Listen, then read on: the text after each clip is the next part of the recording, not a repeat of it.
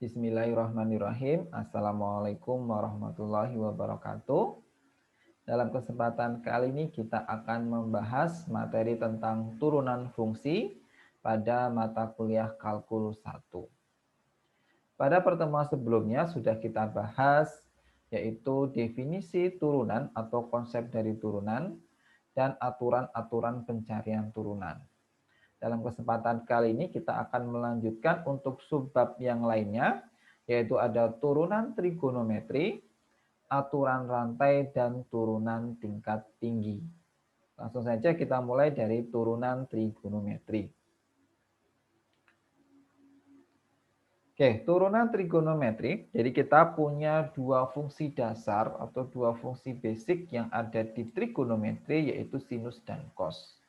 Karena sebenarnya nanti fungsi-fungsi yang lainnya di trigonometri itu bisa kita turunkan dari sinus dan kosinus. Maka pertama kita harus mencari dulu turunan dari sinus dan kosinus.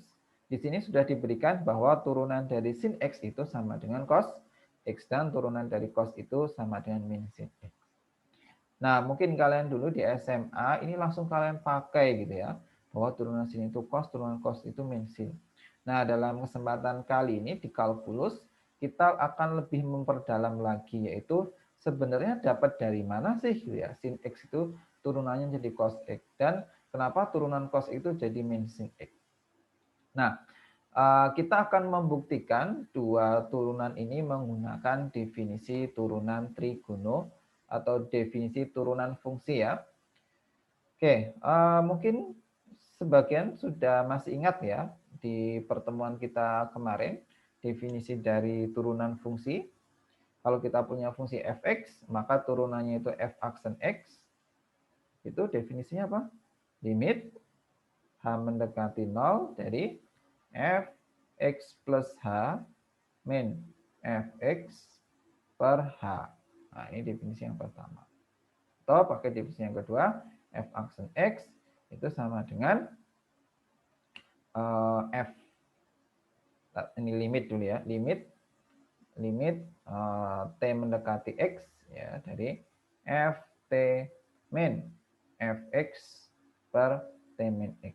Nah, ini definisi yang sudah kita bahas pada pertemuan sebelumnya. Nah, sama dengan menggunakan definisi ini juga kita akan menurunkan turunan dari sin x tadi. Nah, ini kita pakai yang definisi yang kedua ya, ft min fx per t min x. ft berarti sin x, fx-nya berarti sin x, t min x. Nah, selanjutnya kita jabarkan ini sin min sin. Oke, masih ingat sifat-sifat trigonometri? Kalau kita punya sin alfa, sin alfa min beta ya, sin alfa min sin beta. Oke, masih ingat sin min sin? 2 kosin. Nah, 2 cos alfa plus beta bagi 2 sin alfa min beta bagi 2. Jadi jangan dilupakan ya sifat-sifat trigonometri yang sudah kalian bahas di SMA. Di sini di kalkulus 1 masih kita sering gunakan juga. Oke, selanjutnya kita gunakan rumus ini. Maka kita dapat 2 cos t plus x per 2. Jadi alfa plus beta bagi 2. Sin t min x per 2. Alfa min beta bagi 2. Per t min x tentunya. Nah, selanjutnya tinggal kita pecah menggunakan sifat limit ya. Jadi limit itu bisa kita pecah. Kalau di perkalian, maka ini kita pecah jadi limit t mendekati x cos t plus x per 2. Dan yang kedua yang sinusnya. Oke, di sini ada sedikit trik ya untuk menjabarkan yang sinusnya. Nah, ini untuk sin. Yang cos kan sudah selesai ya. Sebenarnya cos itu sudah dipakai nih. Ini cos sudah. Nah, yang belum itu sin ini. Nah, yang itu belum kan sin ya. Dan ada 2 di sini. Oke, ini sin t min x per 2.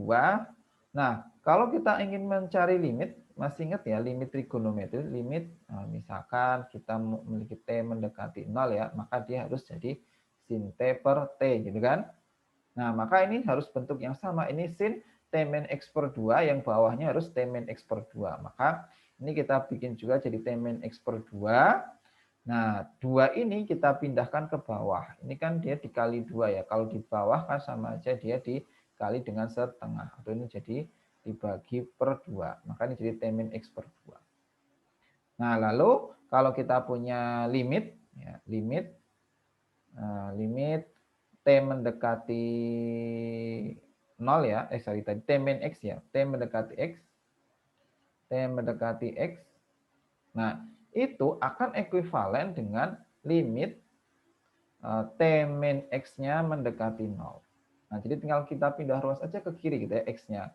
Limit T mendekati X itu akan ekuivalen dengan limit T min X mendekati 0. Nah, ekuivalen juga T min X-nya kita tadi kita bagi 2. Jadi, kalau T min X aja mendekati 0, ya T min X per 2 dia pasti juga mendekati 0. Maka ini kita ubah jadi T min X per 2 bagi 0. Kenapa kita gunakan seperti ya supaya sinkron gitu ya. Ini tadi kita punya T mendekati 0 sin T per T kan. Nah, ini harus T min X per 2, ini T min X per 2, ini juga T min X per 2. Maka hasilnya ini jadi kosinus ini hasilnya cos X ya, karena kita substitusikan T-nya dengan X. Maka ini jadi X plus X dibagi 2. Maka ini jadi cos X. Nah, kalau ini 1 ya.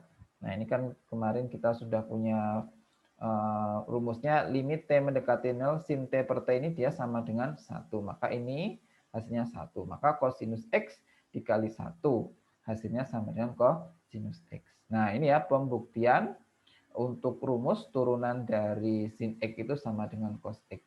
Kita lanjutkan untuk penurunan rumus pada kosinus ya, bahwa turunan dari cos itu sama dengan min sin X. Oke, ini kita punya fx sama dengan cos X. Nah, ini kita gunakan definisi yang pertama ya, bahwa f aksen X sama dengan limit H mendekati 0 fx plus H min fx per H. Nah, dalam ini fx kita sama dengan cos X, maka jadi cos X plus H min cos X per H. Nah, bentuk ini. Nah, sekarang kita jabarkan nih cos X plus H. Nah, masih ingat sifat trigonometri? Kalau kita punya cos alfa plus beta, apa? Jabaran cos itu cos min sin. Maka cos alfa cos beta min sin alfa sin beta. Nah, itu maka kita jabarkan yang cos X plus H kita ini. Kita dapatkan cos X cos H, ya, ini X-nya alfa dan betanya diganti X dan H, cos X cos H min sin X sin H. Dikurangi dengan cos X. Nah, ini kan masih ada cos X di sini ya. Oke, ini penjabarannya seperti ini. Nah, selanjutnya kita keluarkan kosinus X-nya. Nah, ini ada cos ya. Ini ada kosinus X, ini ada kosinus X-nya kita keluarkan. Ini jadi cos X ya dikeluarkan, maka ini tinggal cos H min 1. Ini hasilnya 1. Nah, yang sin X sin H-nya tetap. Min sin X sin H per H. Oke, itu. Nah, sekarang bagaimana penjabaran dari cos H-1. Nah, ini kembali lagi, balik lagi ya ke sifat-sifat trigonometri yang sudah kalian pelajari dulu di SMA, ini dipakai lagi di sini. Oke, nah coba saya tuliskan. Masih ingat nggak kalau turunan dari cos 2X itu apa? Nah, itu ada 1 min 2 sin kuadrat X, ya kan? Atau kita bisa juga punya 2 kosinus kuadrat X min 1. Kan ada sifat ini ya. Nah, ini kalau cosnya kita cos 2X. Berarti kalau kini cos X-nya apa? Kalau cos X ya berarti nanti jadi 1 min 2 sin kuadrat setengah X. Gitu kan? Atau bisa juga ini jadi 2 kosinus kuadrat setengah X min 1. Nah, ini sifat trigonometri lagi diingat-ingat lagi. Nah, ini yang mau kita ubah itu yang cos ini ya, cos H-1 ya. Jadi ini sebenarnya kan bisa kita pindah ruas ya. Ini cos, nah ini kita pindah ke ruas kiri ya. Ini kan jadi min 1. Kan sama jadi cos X min 1 itu berarti sama dengan min 2 sin kuadrat setengah X. Oke, maka bisa kita tuliskan di sini. Nah, ya. Limit H mendekati 0, ini kita ubah jadi tadi min 2 sin kuadrat setengah X. Dalam ini berarti H per 2 ya kita. Per H min sin X sin H. Oke, selanjutnya. Ini karena limitnya kita itu mendekati H gitu ya. Limitnya kan H mendekati 0, maka kalau tidak ada H-nya kita anggap suatu konstanta. Maka ini kosinus X-nya bisa kita pindahkan ke depan gitu ya. Menjadi kosinus X. Nah, ini kosinus X-nya bisa kita pindahkan ke depan, kosinus X. Nah, terus sin X-nya ini juga bisa kita pindahkan ke depan. Depannya limit ya. Oke, selanjutnya yang ini min sin kuadrat H per 2 ya, per H ini. Nah, ini yang bentuk ini. Nah, ini kita ubah. Nah, kita ubah supaya dia sinkron ya. Ini kan dia bentuknya H per 2 ya. Maka di bawahnya juga harus kita bentuk jadi H per 2. Nah, ini harus kita bentuk jadi H per 2. Kita punya H per 2, ini kan kuadrat, maka ini jadi H per 2 kuadrat juga. H per 2 kuadrat itu berarti kan nanti H per 4 ya, supaya sinkron ke H berarti kita kali 4. Nah, maka ini kita kalikan 4 ya. Gitu, terus ini tadi ada H-nya ya di sini. Di sini ada H-nya, sebenarnya H ini dapatnya dari ini ya, karena ini kan kuadrat ya kan. Ini kan kuadrat, padahal bawahnya kan nggak kuadrat, gitu ya. Bawahnya nggak kuadrat. Nah, supaya sinkron, bawahnya dikuadratkan atau jadi hanya ada 2, maka H di atas dimunculkan. Oke, maka dari bentuk ini kita peroleh kosinus X limit H mendekati 0. Nah, sama tadi ya, kalau H mendekati 0, H per 2 juga pasti mendekati 0. Ini kita dapat min sin H per 2 kuadrat per H per 2 kali H per 2, itu ini sin X, limit H mendekati 0 sin H per H. Oke, sekarang kita cari.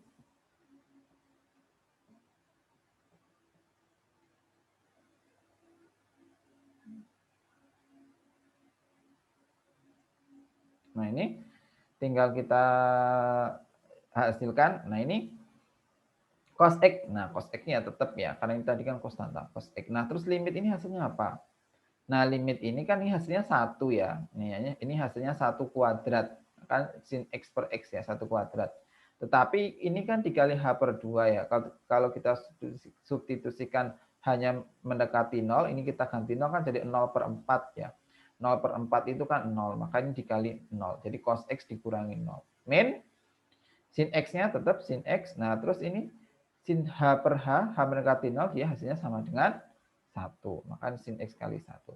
Ini 0 dikurangi sin X, maka dia jadi min sin X. Nah, kita sudah bisa membuktikan, kita cari bahwa benar adanya turunan dari kosinus X itu sama dengan min sin X.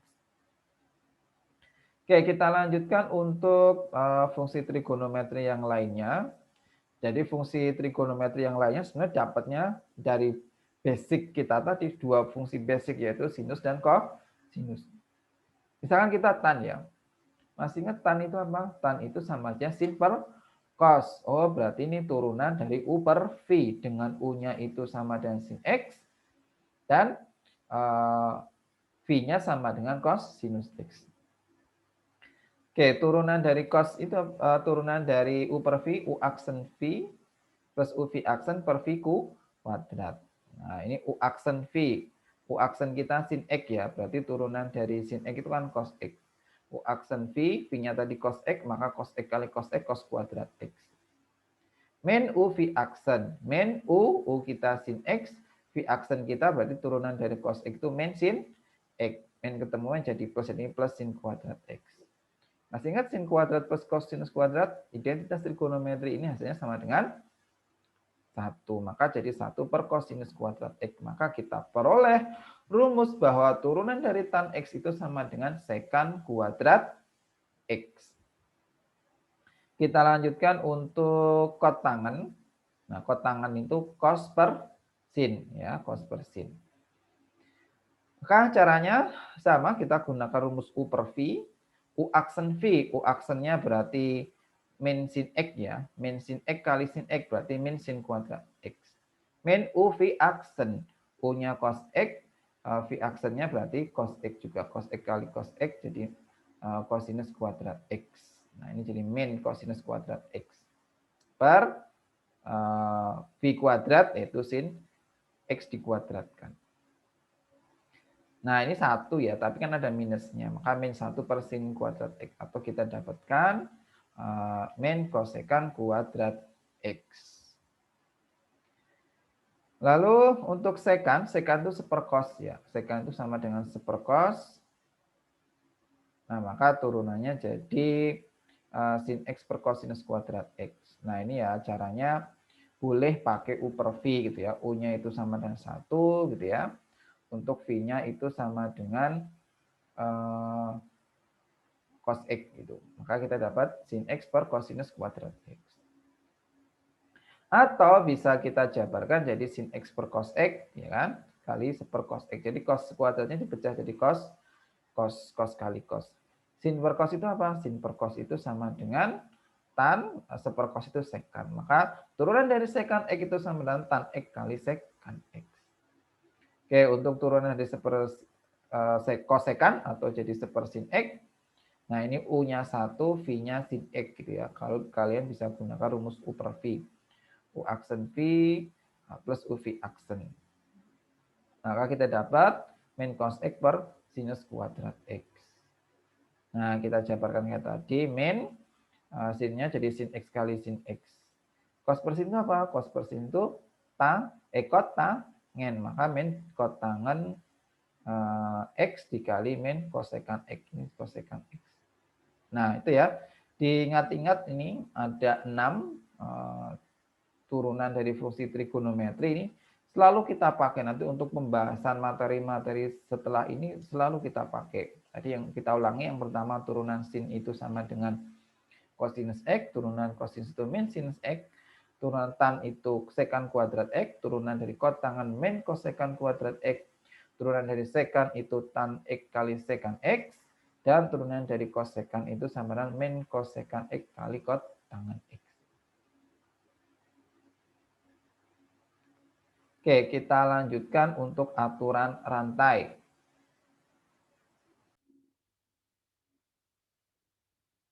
Oke, bunyi aturan rantai yaitu misalkan kita punya Y itu sama dengan fungsi terhadap U, FU, dan U itu fungsi terhadap X. Gitu ya.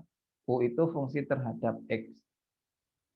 Nah, dan jika dy dx dan dy du dx-nya itu ada, nah sebenarnya kan sudah kita pernah bahas ya pada diferensiabel, tidak semua fungsi itu memiliki turunan, maka di sini ada syaratnya bahwa dy dx atau du dx itu dia diferensiabel atau ada, maka dy dx itu bisa kita peroleh dari dy du dikali du dx.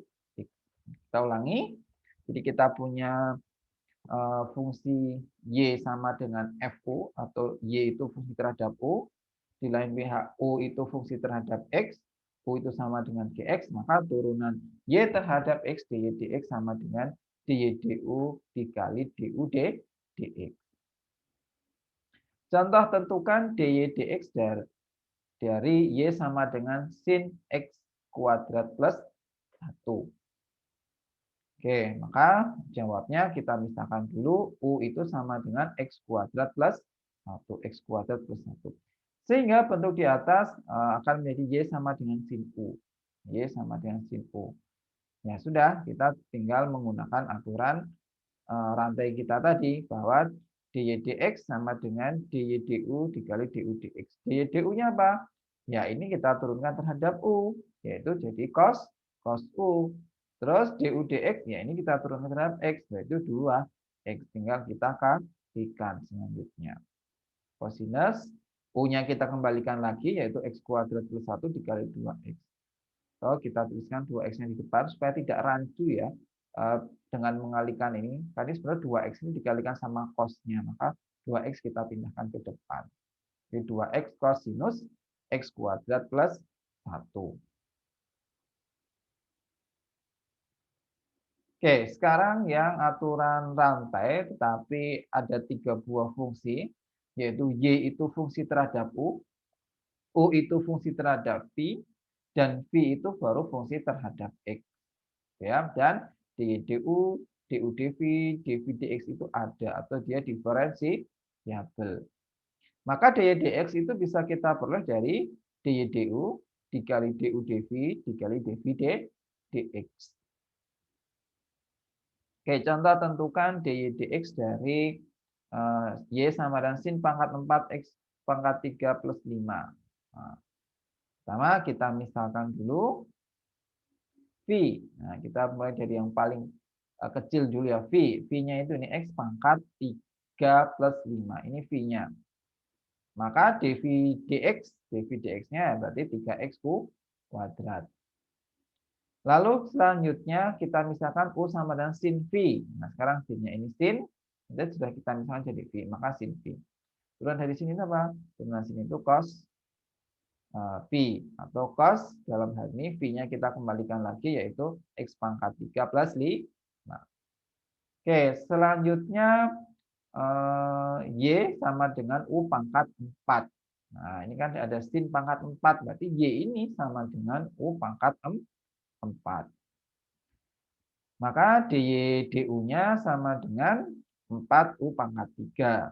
Atau jadi 4, U tadi apa? U tadi sin, gitu ya. Maka sin pangkat 3, X pangkat 3 plus 5. Nah, ini untuk aturan rantai yang dia 3 tingkat, ada 3 buah fungsi yang kita libatkan. Sehingga dari contoh ini jawabannya tinggal kita kalikan semua dY/dx, dY/du, DU/dV, dV/dx. Kita kali, maka jadi 12X kuadrat dikali sin pangkat 3 X pangkat 3 plus 5 dikali kosinus X pangkat 3 plus 5. Ini hasilnya. Lihat, diingat tadi ada aturan rantai, ada aturan rantai yang tadi melibatkan 2 fungsi, sama yang melibatkan 3 fungsi. Oke. Nah, contoh yang lainnya nih. Tentukanlah f aksen X kuadrat. Nah, kita suruh menentukan turunan f aksen, tapi bukan fungsi terhadap X, ini sama fungsi terhadap X kuadrat. Jika diketahui turunan fx kuadrat terhadap X tentunya, itu sama dengan X kuadrat plus 1. Kita suruh menentukan ini, yang diketahui sebelah kanan ini. Oke, kita lihat. Nah, sebelah kanan ini kan bisa kita jabarkan ya. Kalau fungsi f x kuadrat, nah ini bisa kita jabarkan turunannya itu sama dengan itu tadi kita gunakan aturan rantai gitu ya. Yang pertama f aksen U, atau ini berarti DY/DU tadi ya, DY/DU. Nah, berarti f aksen x kuadrat f x kuadrat berarti turunannya ya f aksen x kuadrat. Dikali, nah, DU/dx turunan x kuadrat apa? 2x. Diketahui sama dengan x kuadrat plus 1. Nah, sudah dapat ya kan? 2x-nya tinggal kita pindah ke kanan, maka f aksen x kuadrat itu sama dengan x kuadrat plus 1 per 2. Nah, ini didapat jawabannya bahwa f aksen x kuadratnya sama dengan x kuadrat plus 1 per 2. Lanjut. Nah, ini ada beberapa latihan soal. Nanti silahkan dicoba. Nah, dan ya, ada 6 soal. Silahkan nanti untuk latihan dikerjakan. Oke, kita lanjutkan subbab 4.5, turunan tingkat tinggi. Nah, pasti maksud turunan tingkat tinggi. Nah, turunan tingkat tinggi artinya ya nanti turunan kedua, turunan ketiga, turunan keempat, itu kita katakan sebagai turunan tingkat tinggi. Turunan ke N itu didapatkan dari penurunan turunan ke N-1. Ya, jelas yang misalnya turunan kedua, berarti kita dari menurunkan turunan pertama. Turunan ketiga, berarti kita mendapat dari turunan kedua kita turunkan. Turunan keempat, kita dapat dari turunan ketiga yang kita turunkan. Jadi turunan ke N itu dapat dari penurunan turunan ke N-1. Nah, untuk notasinya, ini F pangkat N, jadi bedakan ya. Kalau F-nya itu tidak dikurung, artinya fungsi itu dipangkatkan N. Nah, tapi kalau dia dikurung seperti ini, F pangkatnya dikurung, N-nya ini artinya ini turunan sampai tingkat ke N. Nah, tulisannya seperti ini. Sama dengan dx dari Fn-1x. Jadi turunan ke N itu dapat dari turunan N-1 yang diturunkan lagi. Oke, notasinya F aksen X df dx. Nah, kalau turunan pertama. Kalau turunan kedua ya berarti F double aksen d kuadrat fx per dx kuadrat. Turunan ketiga berarti F triple aksen sama dengan d pangkat 3 fx per dx pangkat 3. Turunan ke n, nah jadi nanti kalau sudah melalui turunan keempat, turunan kelima, turunan keempat bukan aksennya ada 4 ya, turunan kelima aksennya ada 5 enggak, tapi kita ganti dengan ini. Pangkat, tapi pangkatnya itu dikurung. Jadi turunan keempat berarti nanti F dalam kurung 4 gitu ya. Atau D pangkat 4 Fx dx kuadrat. Oke, contoh nih. Tentukan turunan kedua dari fungsi Y sama dengan 4x pangkat 3 plus sin X. Ya, kita cari turunan pertamanya dulu ya. Turunan pertamanya mudah ini, kalikan ke depan 12x kuadrat ditambah turunan sini itu cos X. Turunan kedua itu diperoleh dari menurunkan turunan pertama. Ini turunkan lagi jadi 24x, turunan cos itu min sin. Oke, diperoleh turunan keduanya sama dengan 24x min sin X. Oke, ini ada beberapa latihan soalnya. Silahkan nanti dikerjakan. Oke, demikian pembahasan kali ini. Kita sudah membahas 3 subbab pada pertemuan kali ini.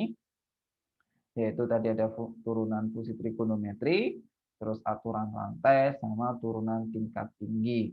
Masih ada 2 subbab lagi yang belum kita bahas pada bab turunan ini.